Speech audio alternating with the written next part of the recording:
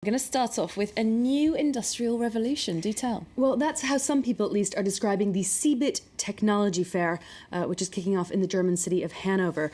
The official focus is datability, that is, the ability to use vast amounts of data both quickly and responsibly. In the wake of the U.S. surveillance scandal, data protection and privacy is an increasingly important and sensitive issue in Germany. Angela Merkel and David Cameron both attended the opening and said their countries would team up to develop the next super-fast mobile network, which would be 5G. I haven't even got to grips with 4G yet. I haven't yet, but listen to what 5G might allow you to do. Okay. It would, in theory, allow you to download a full-length feature film from the internet in just one second, which seems extraordinary to me. That's definitely quicker than going to the video shop. Exactly, and according to David Cameron, anyway, any kind of development like that is going to really need international cooperation. Let's listen. This is a world on fast forward, a world of permanent technological revolution.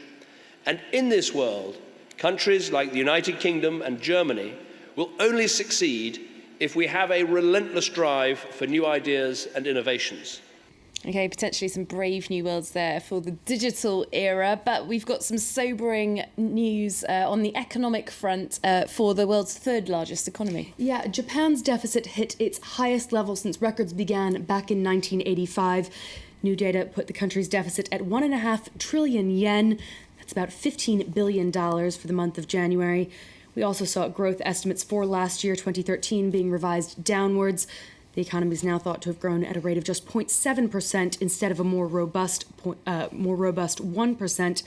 Those figures tied to the still rising costs of imported energy and made even more expensive by the weak yen and sluggish exports of Japanese goods. We also saw some weak figures coming from China. The world's second largest economy said its inflation rate eased to 2% in February, down from 2.5% a month earlier. Falling prices are a potentially bad sign for the economy because they encourage people to put off spending and investment. The government also said exports tumbled 18% while imports increased, producing a trade deficit of $23 billion for that month of February. Okay, how's that all been hitting the markets? The Asian markets are being hit pretty badly by all that, as you can imagine, weighed down across the board there. The Shanghai Composite is trading down over 2%. The Hang Seng down over 1.5% there as well. Japan's Nikkei closed about 1% down. Also impacting the Asian markets, of course, is that search for the missing flight. Malaysia Airlines, which is the operator seeing its shares hit, they tumbled about 18% as trading opening. They've recovered a little bit, but still down around 8%. The crisis is, of course, likely to complicate the carrier's hopes to return to profit by the end of the year. Of course. Well, coming back here to France now, there's a new twist in a telecommunications battle between two of the biggest mobile networks. Yeah, the mobile phone company Bouygues Telecom is in talks to take over its rival SFR.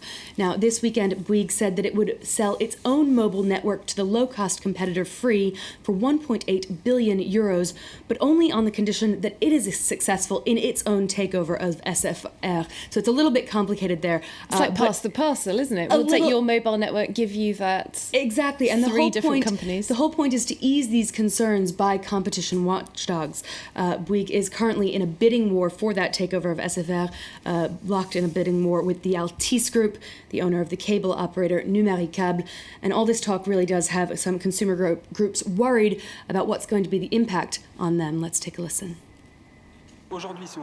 If we go to 3 operators, clearly there are concerns over the network. So we're calling for very strict controls over this merger so that competition is maintained even if we have just 3 operators.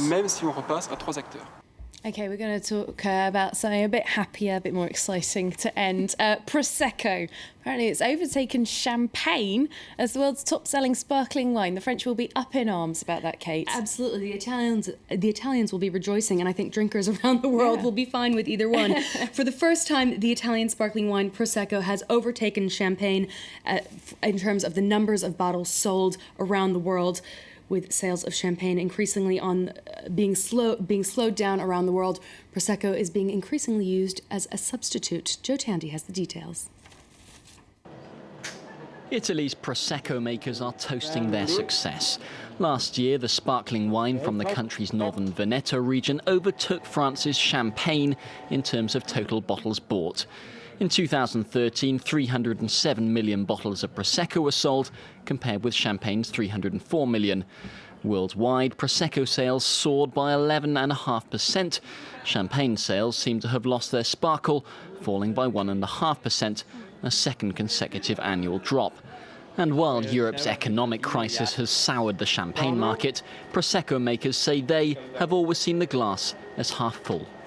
Prosecco is one of the few wines which hasn't been affected by the crisis. Over the last 30 years, I repeat, 30 years, uninterruptedly, Prosecco sales have grown, with higher and higher exports.